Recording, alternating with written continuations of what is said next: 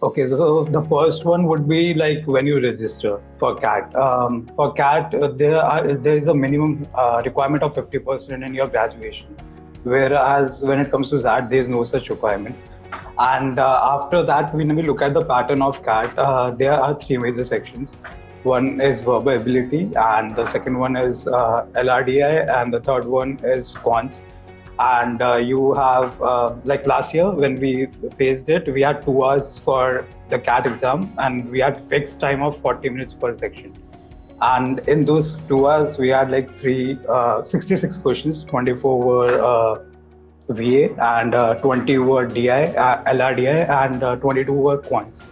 And what you get in CAT is that you have a fixed time for each section. So 2 hours for 2 hours you have 40 minutes per each section.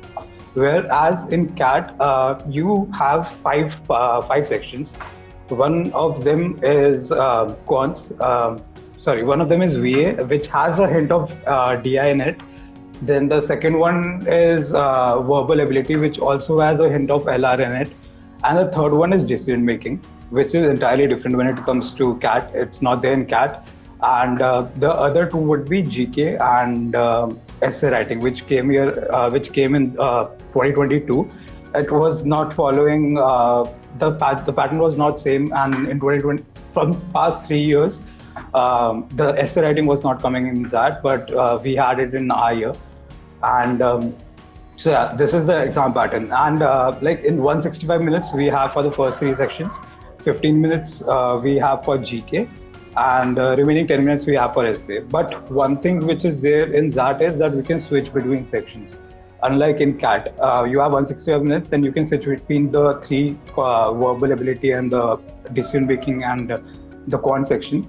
And you can strategize your time according to it. Like if you feel that you don't need to spend equal amount of time on each section, let's say 40 minutes on each LRDI, for example, you can spend like 20 minutes on LRDI, which if it's a stronger section for you, you can complete it in 20 minutes. The remaining time you can spend in quants.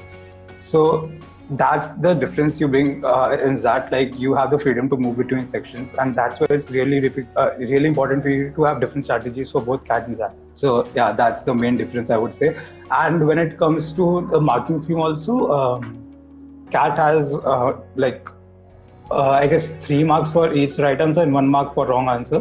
Whereas in XAT also, whereas in XAT you all have the similar marking, 3 marks minus 1, but after a certain point of time, if you leave more than 8 questions, I think it was 8 questions, if you leave more than 8 questions in the paper, you have a negative marking for each question you don't attempt also.